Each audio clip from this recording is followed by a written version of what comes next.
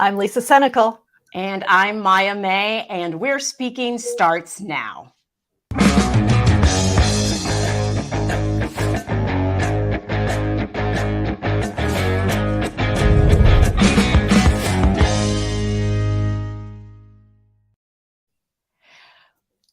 Hey, Lisa. Hi, Maya. I was going to start. I was like, words. Huh. Good God, y'all. What are they good for? Absolutely nothing. Yeah. Words. Words. Those are the things. Good for a lot. They are good for a lot. And they're, unfortunately, they are being weaponized by the Republicans, by the GOP, by the trolls, and they are out in full force. And so what better time to talk to one of our absolute favorite all-time guests, Jen Mercieca, who is an expert in rhetoric. So stick around for her. Yeah. But whoa, amazing conversation with her. I'm so excited we have Jen on today. I'm incredibly excited. As you can see, the speed of discourse, I want to talk about it. It's like only been a week, and the last week has been insane. Like there were highs, of Justice Ketanji Brown Jackson being confirmed, and then all of a sudden it just was like an onslaught of the craziness again. It was like this brief little moment. And so I kind of want to talk about the how everything's happening so fast right now that it's kind of incredibly difficult to digest it, make sense of it, to kind of sit back and go like, okay, what are they really saying here? What's the subtext? So, and there is subtext, aka dog whistles, but we'll get into that later. Yeah, bullhorns. They're not so subtle about it anymore. It's until you just said that about the speed and you mentioned Ketanji Brown Jackson being confirmed.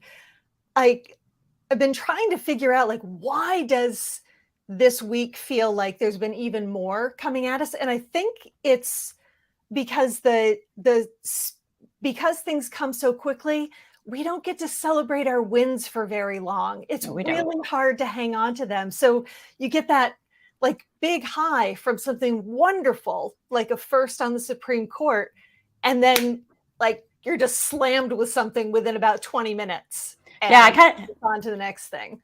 I kind of liken it to like surfing, where it's like instead of surfing the waves and enjoying kind of like the ups and the downs of everything and being fully immersed, we're just kind of like skimming over life right now. And it's just because the GOP knows how to take advantage of that. It's like they are able to turn these wins into losses by it's like, oh, something good's happening. Okay, we're going to just spit out all of this new rhetoric that they have going on. And they're, it's a lot. Yeah. And they even ramp up the bad stuff when something bad is happening, when they know they have bad news coming out, something new that the January 6th committee has learned, or, myriad other things, then all of a sudden there is this new just tidal wave of awfulness that comes out, but it's really effective. And part of the reason that it's so effective is they know how to use rhetoric. And even the ones who don't know how to use it effectively, they know how to parrot it.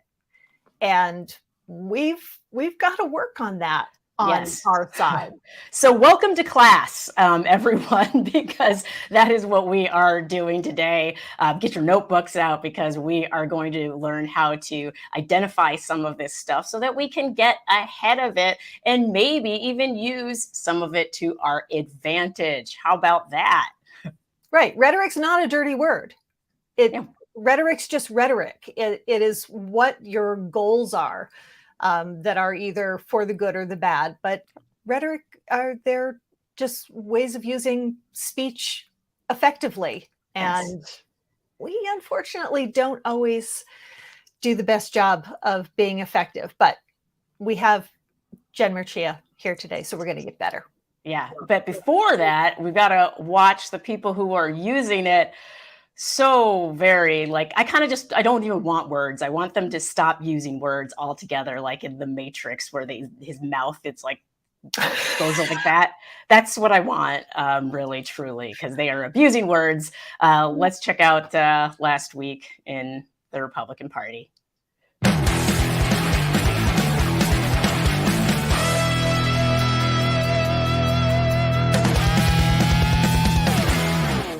What are you excited for? I'm the secret body. Trump. I know you're having a great time at the Kid Rock concert tonight. If you're a senator and you're voting to approve Ketanji Brown Jackson, then you are pro-pedophile. Judge Brown is a pedophile apologist. You know, the last Judge Jackson left the Supreme Court to go to Nuremberg and prosecute the case against the Nazis. This Judge Jackson might have gone there to defend them.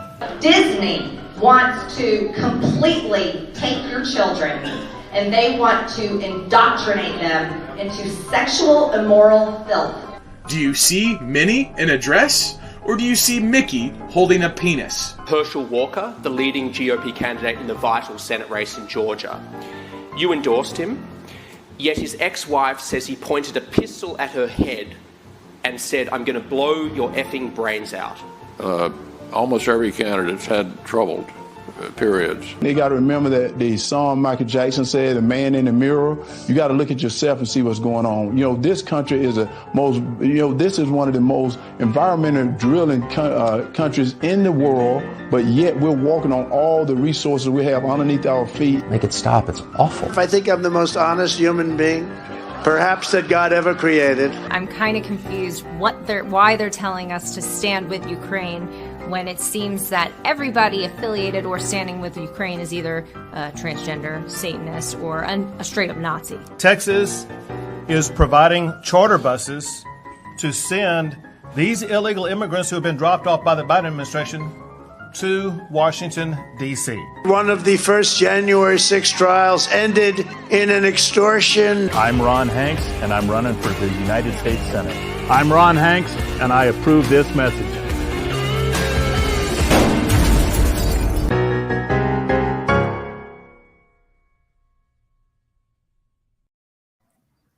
There were so many rhetorical devices in there, and we definitely saw that repetition, that they're so effective at having, whether it's Tucker Carlson or whoever puts the talking point out first, the right-wing echo chamber just parrots so effectively and so quickly, and they stick with it.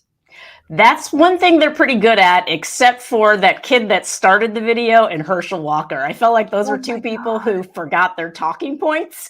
And Herschel Walker reminds me of those people who like used to coach when I used to coach speech team. And it was like they knew all the things they were supposed to say, and then they would get confused and nervous. And so they just start sputtering out like keywords. Every time he talks, that's what I'm like, he's just saying keywords at this point.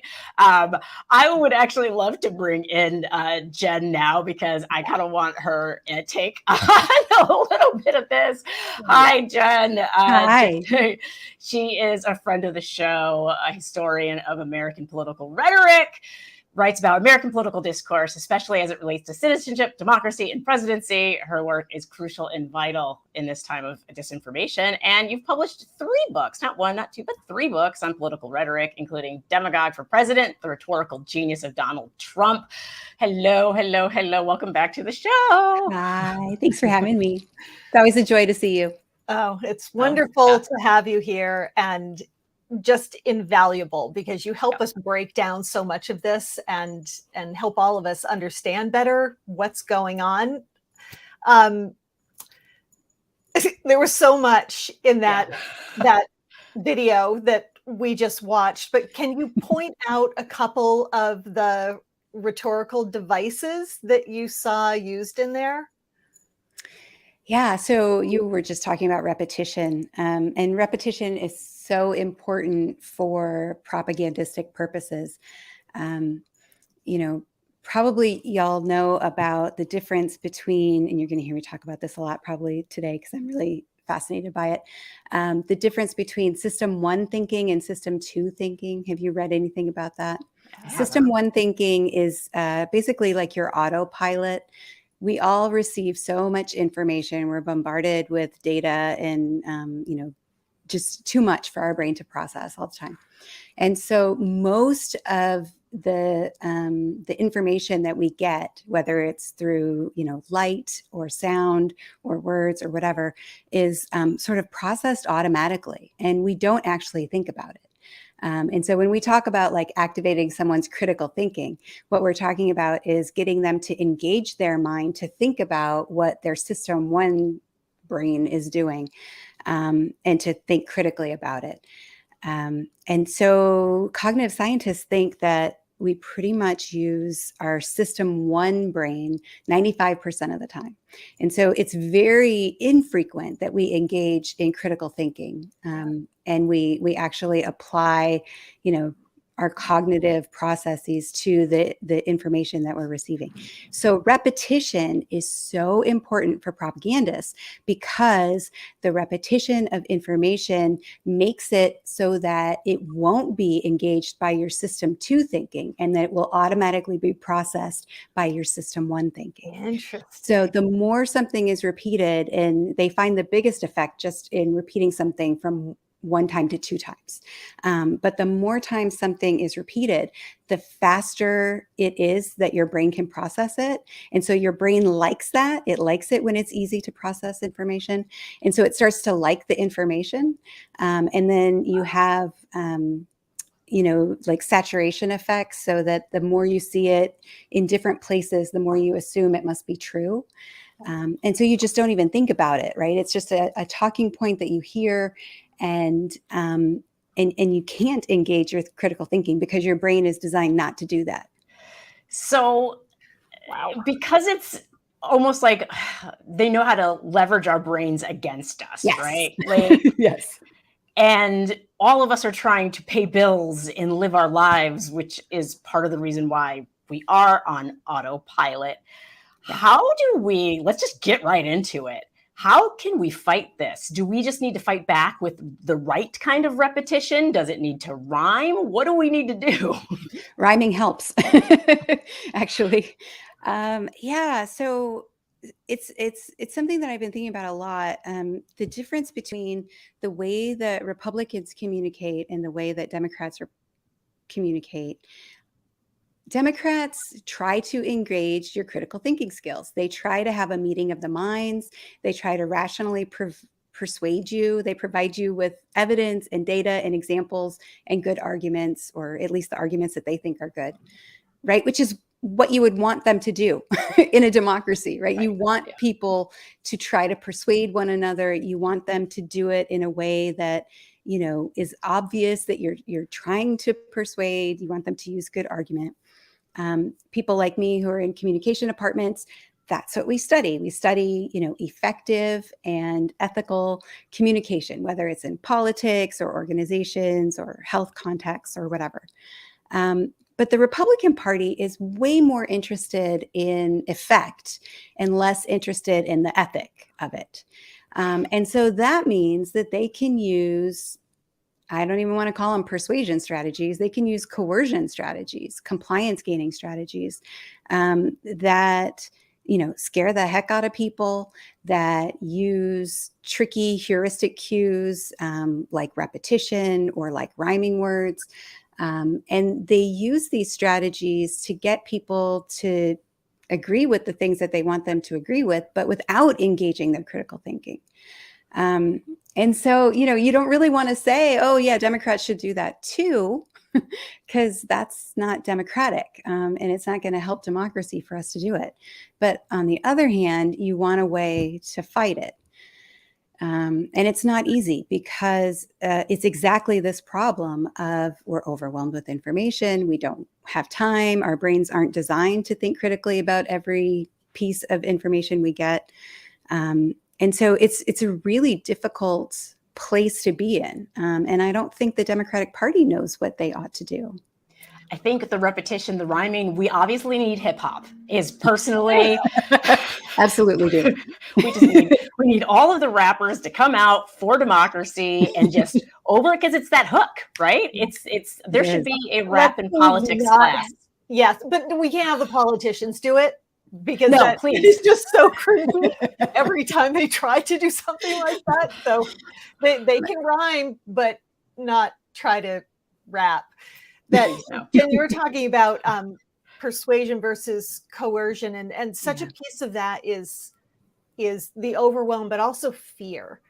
And thinking about the brain science, Republicans give these very simple, simplistic answers to really complicated problems. They're usually connected to fear that you're supposed to feel about something, and they come at you with a ton. So what is that doing to our brains?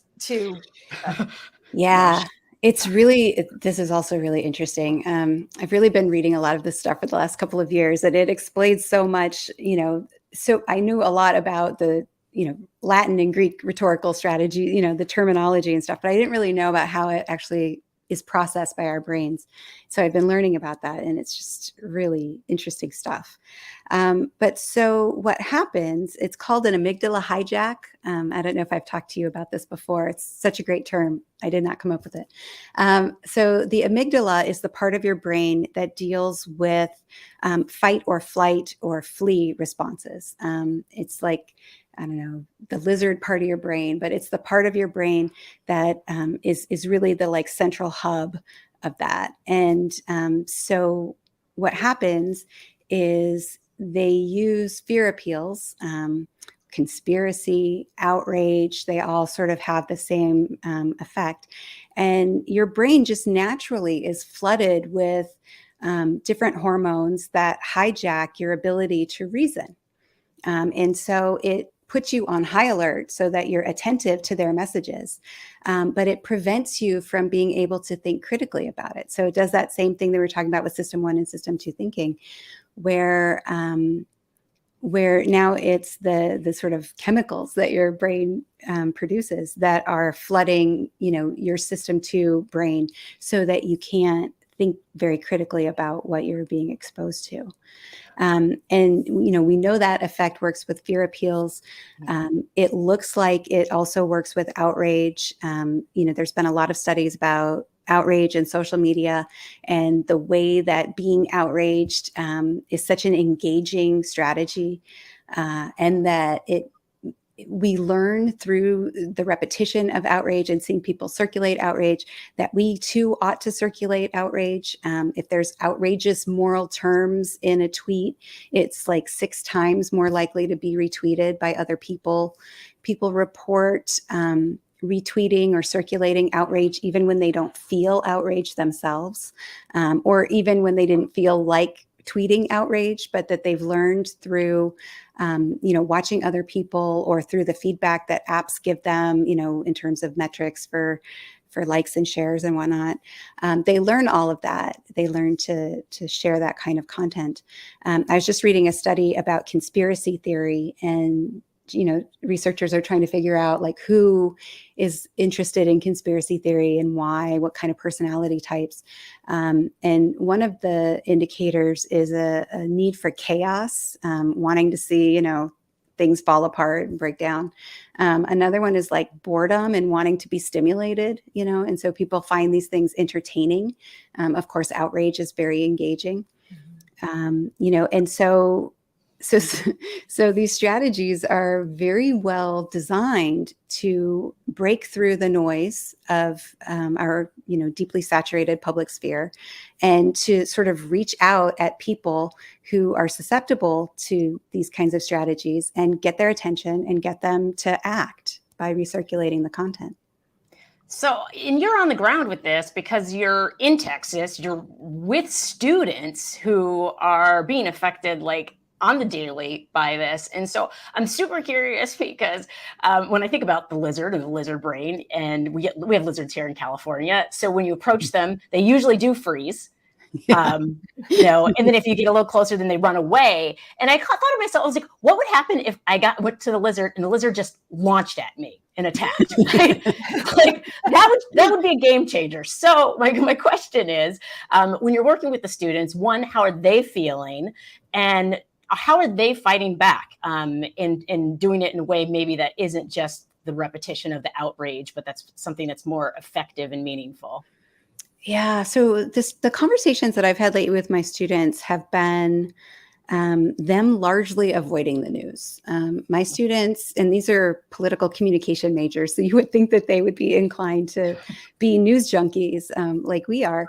But no, they avoid the news. They get their news in ambient ways, right? So like somebody will say something on TikTok and they'll see a video, or they'll see, I don't think they call them PowerPoint presentations because it's not that, but where they just have a bunch of cards on Instagram.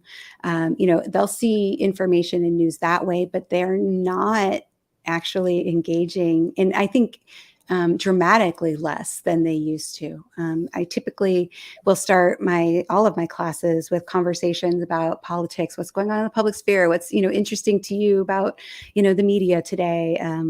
What did you see? What do you want to talk about? I try to create like a public sphere in my classes so that my students are good at talking about controversial issues, and then can take those skills out into the world and teach other people how to talk about difficult things. And this last year, it's really been, difficult to get them to engage. And some of it maybe is that they're afraid of, repercussions, that they're self-censoring. But a lot of it is like, they just don't even know what I'm talking about. They don't know the characters or the plot. They have no idea. And so, yeah, I think that it's really interesting to see how this generation is disengaging from the news. Yeah, that's really troubling. Yeah. Well, the news is such a bummer. It is. Exactly what the right wing is setting out to do, the effect that they want to have on people with that overwhelm and all the awfulness, is clearly working on a generation that we really need to be engaged. Show up in November.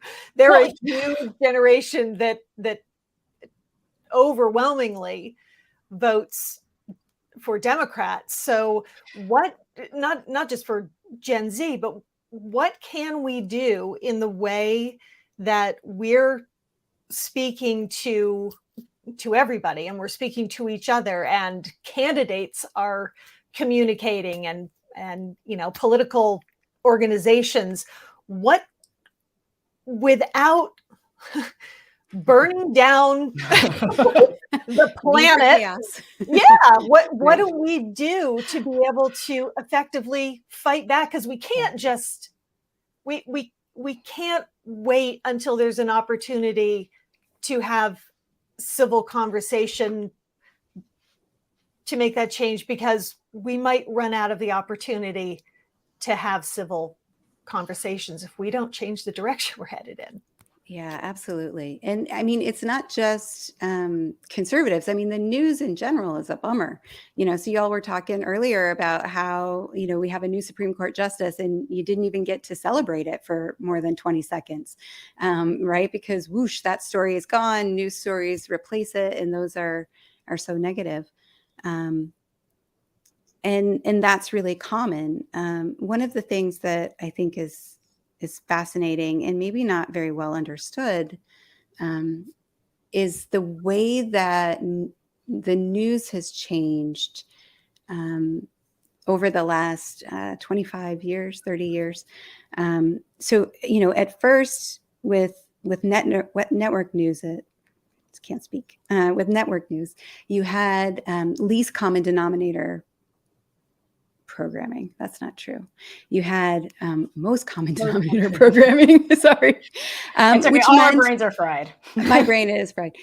Which meant that they tried to appeal to the most people, right? Mm-hmm. So there are 3 channels. You're going to divide the audience 1, 2, 3. You want to keep your third, and you're going to do that by not offending people. The least offensive programming you can, representing as many perspectives as you can. And that meant that Republicans heard Democratic perspectives, Democrats heard Republicans' perspectives, and there was a kind of common ground where everyone heard, a sort of accurate representation of different perspectives and had a common reality. So of course, cable news changed that because now you have the 24-hour news cycle.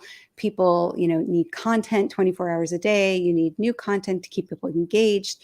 And what happens is you start to bifurcate those audiences. And so you start to have much more niche programming, which, take that down another decade or so, and you have extreme niche programming. And now we're to the point where the only people who really pay attention to political news are people like us who are politics junkies, right?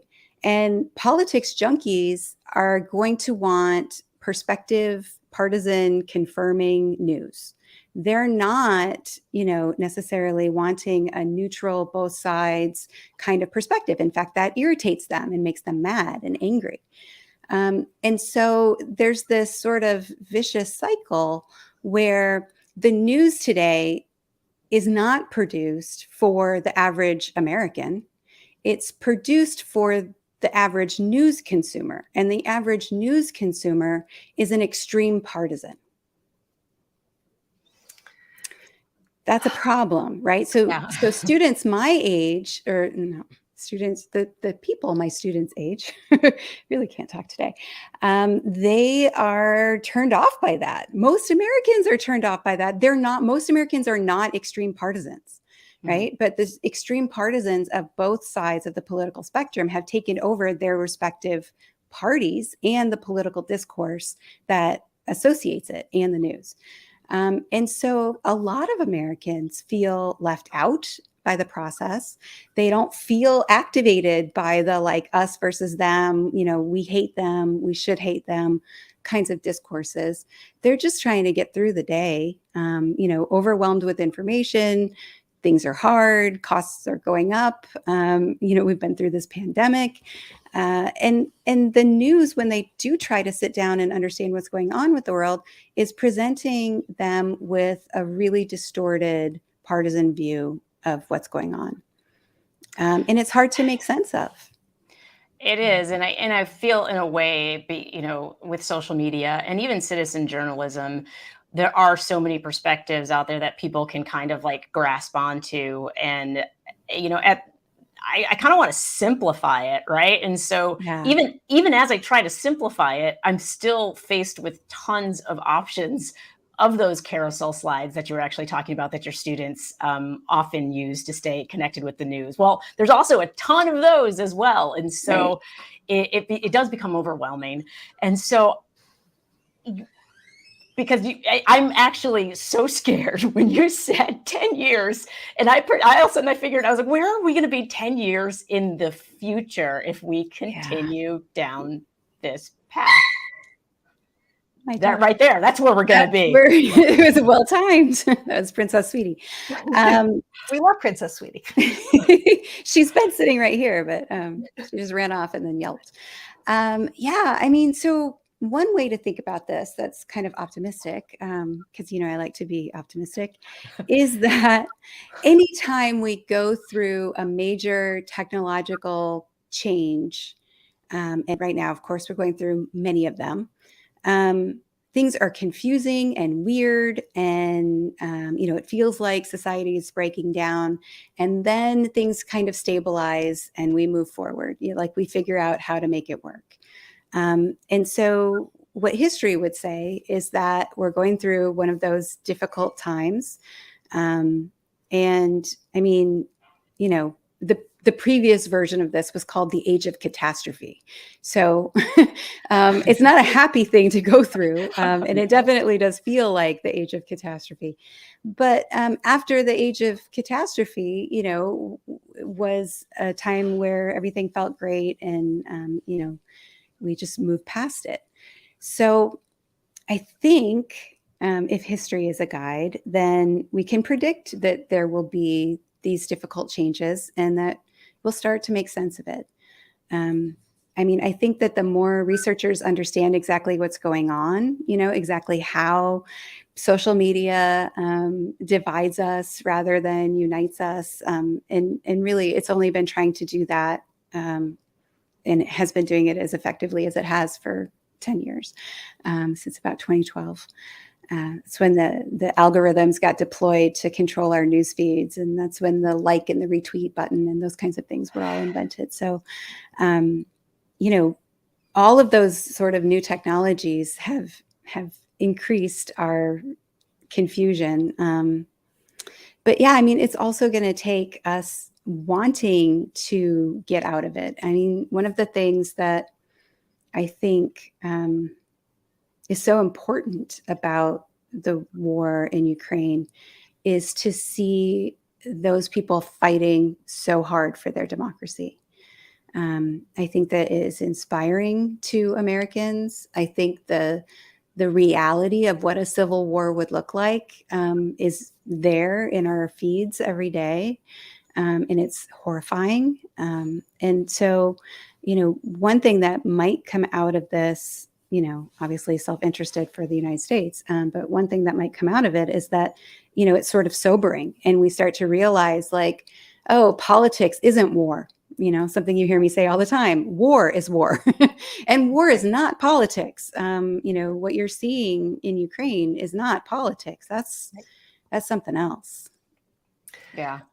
That I'm going to take history is on our side, and that we are having a moment to really distill what matters. Growing pains. It's like high school.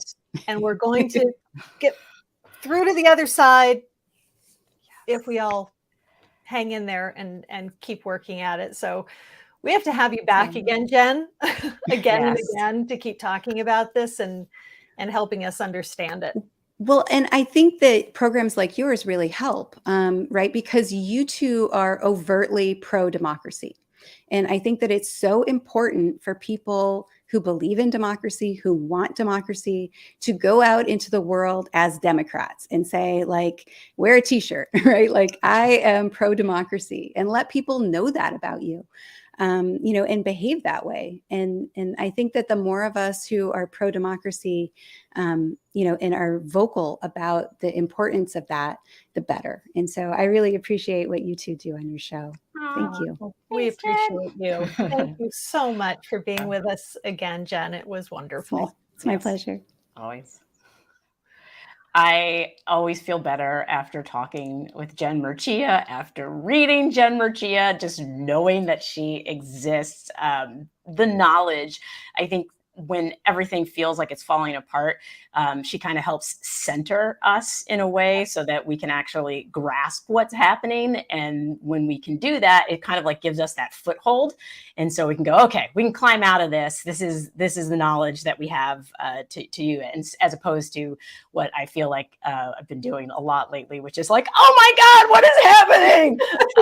That just feels there's been a lot of kind of hair on fire running around the room without much productive coming out of that sort of behavior. So one of the things that she said when she was talking about the students that she has being so turned off, obviously that's not good. We don't want students to check out. We want them to be politically engaged and going out and voting in the midterms.